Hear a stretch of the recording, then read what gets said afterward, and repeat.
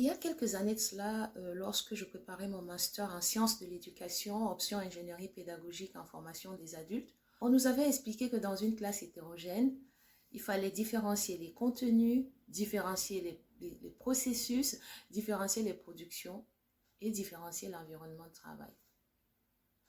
Et puis j'ai rencontré ma classe, un qui fait tout en 5 minutes, une qui ne comprend même pas les consignes, un qui préfère manipuler, une autre qui préfère écouter. Et moi, je devais faire avancer tout ce petit monde-là dans une classe de 32 élèves avec 4 niveaux différents. Va donc mettre en place une différenciation des contenus, des processus, de l'environnement de travail et des productions. Bonjour à toutes, bonjour à tous et bienvenue dans la classe e-alternative et plus. Pour ceux qui ne me connaissent pas, je me présente, je suis Solange Elolong, ingénieure pédagogique et ingénieure de formation.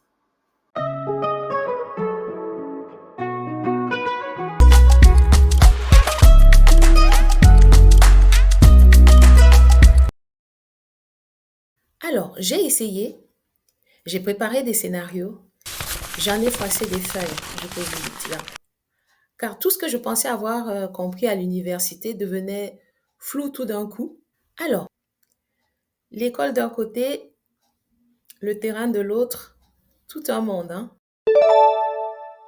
Et puis, comme un déclic, j'ai choisi de faire à ma manière, à adopter une méthode simple qui me ressemble. Et c'est là que j'ai compris que la différenciation, ça se pense, ça s'adapte. Et avec le temps, j'ai réalisé une chose essentielle. Différencier, ce n'est pas multiplier des contenus, c'est ouvrir plusieurs chemins vers un même objectif. Avant d'aller plus loin, cassons déjà quelques idées reçues qui freinent souvent la mise en pratique de la différenciation. La différenciation, ce n'est pas préparer 28 activités différentes. On différencie de façon stratégique au moment clé.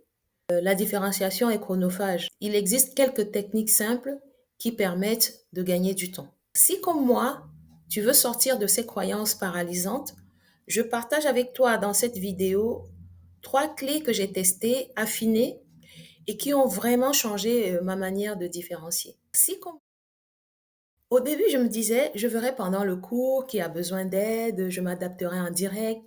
Mais avec 32 élèves, 4 niveaux, 45 minutes, ce n'était pas de la différenciation, c'était de l'improvisation sous pression. Ce qui m'a sauvée, c'est de penser la différenciation en amont. C'est-à-dire préparer un seul support élève, mais avec des variantes intégrées. Au lieu de 3 fiches différentes, une facile, une moyenne, une plus complexe, aujourd'hui, je prépare mes séquences avec un tronc commun clair et j'y intègre des options de parcours pour ceux qui avancent vite ou qui ont besoin d'aide. Aujourd'hui, l'élève qui est plus à l'aise ira naturellement plus vite. Celui qui doute un peu pourra s'appuyer sur les aides discrètes intégrées dans le dossier élève. Et celui qui a besoin de plus de temps, je l'accompagne sans pression parce que j'ai anticipé ce ralentissement dans mon organisation. Attention, cette fiche différenciée n'arrive jamais à froid. Elle vient après un temps d'apprentissage collectif, même cours, où les bases ont été posées, c'est-à-dire le vocabulaire, les repères, des exemples guidés. Donc voici un exemple où les élèves doivent analyser ce tableau de bord d'un point de vente. Ils doivent d'abord le compléter, ça suppose qu'ils connaissent les formules, et ensuite ils doivent l'analyser dans la troisième partie. Et là, vous voyez que j'ai mis des coups de pouce pour rappeler les formules, des coups de pouce pour rappeler les techniques d'analyse. Donc, c'est ce que j'appelle différencier. Celui qui est très avancé n'aura pas besoin de ces coups de pouce, mais celui qui peine un peu aura besoin dans la troisième partie. Et là, vous voyez que dans un seul dossier élève, il y a 3 niveaux et chacun avancera à son rythme. Il y a une autre technique que tu peux utiliser. Je te donne mon exemple. Parfois, je forme des groupes hétérogènes avec un élève fort, un élève moyen, un élève novice. Donc, celui qui a tout compris peut aider les autres en expliquant autrement, sans que ce ne soit une pression pour lui, hein, parce que il reste quand même un élève, mais il renforce ses propres acquis en expliquant aux autres, dans un climat bienveillant. Tout le monde y gagne donc.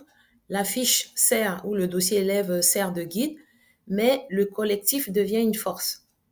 Ce n'est pas une course, c'est un chemin progressif, comme on l'a dit, structuré où chacun peut progresser à son rythme. Pourquoi cette technique d'un seul dossier avec des paliers de difficulté et des coups de pouce est avantageuse? Un, tu ne perds pas en reprographie et puis chacun peut avancer à son rythme. La deuxième clé que je partage avec toi, c'est la mise en place des règles anticipées. Ce sont des consignes que tu donnes avant le début de l'activité pour éviter d'être interrompu toutes les 3 minutes. Ces règles vont permettre à chaque élève de savoir ce qu'il doit faire dans les situations les plus courantes sans dépendre de l'enseignant. Pourquoi c'est essentiel en différenciation? Parce que quand les élèves n'avancent pas tous au même rythme, certains terminent vite et s'ennuient s'ils ne savent pas quoi faire ensuite. D'autres bloquent et sollicitent sans arrêt l'enseignant, ou pire, ils décrochent et se mettent à bavarder. Alors, voici des exemples de règles anticipées à afficher ou dire. Quand tu as terminé, tu passes à la mission bonus où tu aides un camarade qui est d'accord. Si tu bloques, relis bien l'étape précédente, utilise l'aide prévue sur la fiche ou note ta question pour qu'on en discute après. Tu lèves la main seulement quand tu as essayé au moins 2 fois. Donc, ces règles vont éviter des interruptions incessantes, elles vont renforcer l'autonomie de l'élève et l'enseignant pourra se consacrer à aider ceux qui en ont besoin. Dans une classe hétérogène, certains élèves auront besoin de plus de temps pour maîtriser les bases et si on fonce, on les laisse au bord du chemin. Différenciation, c'est aussi une décision, celle de ralentir quand il faut. Il vaut mieux que mes élèves aient compris les notions fondamentales plutôt que de les noyer dans une course sans sens. Un support progressif bien pensé, une organisation de ta classe fluide et un choix fort, c'est-à-dire ralentir pour mieux ancrer. Pour conclure, dans la différenciation, on ne fait pas avancer l'élève de force. On respecte son rythme, ses besoins, ses capacités. On cherche à construire avec lui, mais pas contre lui.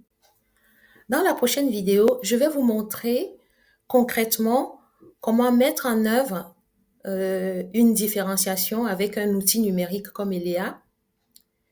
Vous verrez qu'avec quelques réglages simples, vous pourrez personnaliser le parcours de chaque élève sans vous épuiser. Abonne-toi pour ne rien rater de ce tutoriel pratique. Et moi, je te dis à très bientôt dans la classe e-alternative et plus. Ciao, bye!